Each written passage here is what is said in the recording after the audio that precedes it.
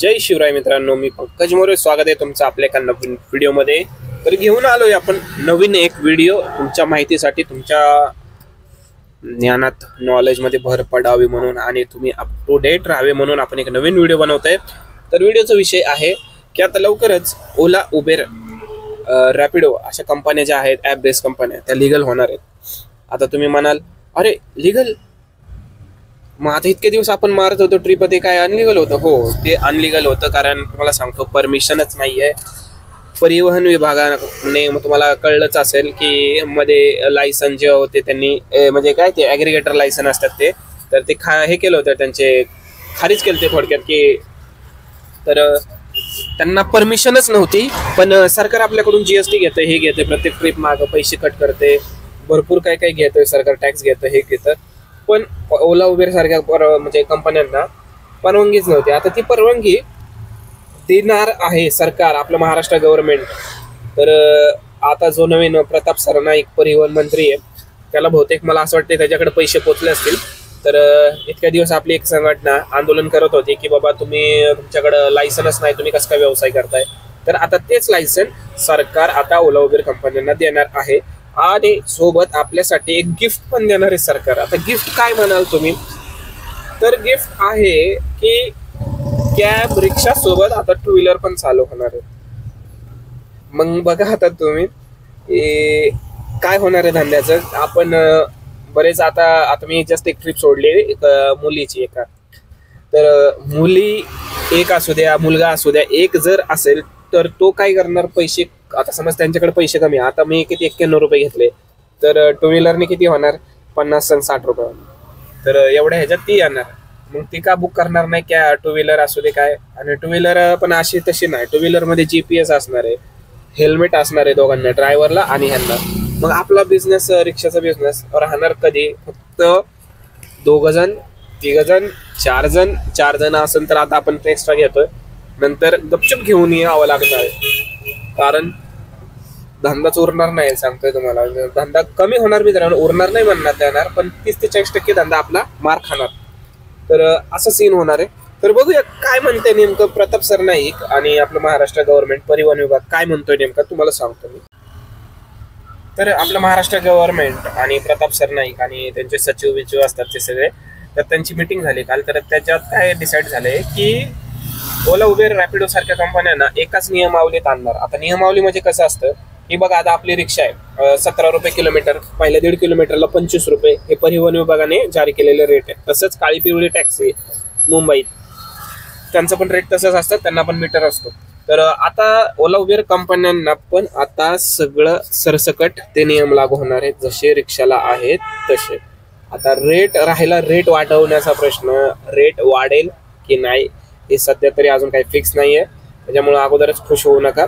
आणि हे सगळं कस्टमरसाठीच चाललेलं आहे. समजा आता त्यांना परमिशन भेटले, ठीक आहे, आणि एकाच नियमावलीत आले, तर मग कंपन्या जुमान म्हणजे सरकार नियम ठरवून देणार कंपन्यांना, आणि त्या नियमांतर्गत कंपन्यांना हे करायचं, व्यापार करायचा, म्हणजे व्यवसाय करायचा आहे. तर असं सीन आहे. तर याचा अहवाल तयार करायला सांगितलं, म्हणजे फाईल तयार करायला सांगितली, आणि गव्हर्नमेंट याचा विचार करते, लगेचच अप्रुव्हल पण भेटणार आहे. कारण मी तुम्हाला अगोदरपासूनच सांगत होते की 2 व्हीलर चालू होणार आहे. तर आजच न्यूज बघितले मी की 3 रुपये किलोमीटर असं कुठली तरी ABP माझा वगैरे काहीतरी म्हणते की 2 व्हीलरला परमिशन भेटणार आहे आणि ते 3 रुपये किलोमीटर असणार आहे.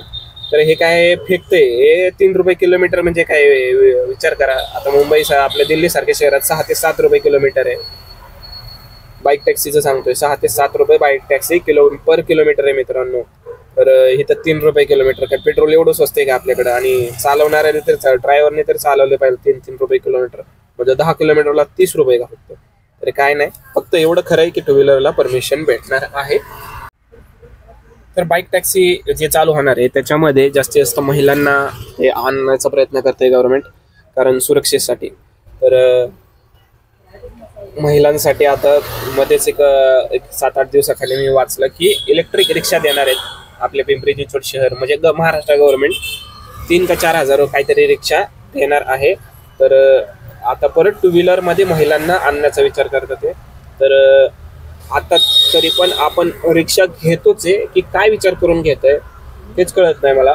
तर जे घेणार आहेत इंटरेस्ट घेतात ते की बाबा त्यांनी बॅच परमिट काढले, सगळं काढलंय, ठीक आहे त्यांचं. पण मित्रांनो, येणारा काळ खूप अवघड आहे. कारण मागच्या वेळेस बघितलं आम्ही ज्यावेळेस 2 व्हीलर चालू होत्या रॅपिडोच्या, तर कसा धंदा व्हायचा. कारण आमच्या समोरून 2 व्हीलरवाले घेऊन जायचे भाडे. ठीक आहे, आता काय त्यांचं पण पोट आहे, त्यांना पण परमिशन, आता तर परमिशन भेटणार आहे. त्यावेळेस कशी परमिशन नव्हती तरी चालू होतं. पण ठीक आहे, आता महिलांना आणणार म्हणल्यावर चला, म्हणजे थोडक्यात की व्यवसाय तयार होणार महिलांसाठी, रोजगार तयार होणार, सेफ्टी राहणार महिलांसाठी.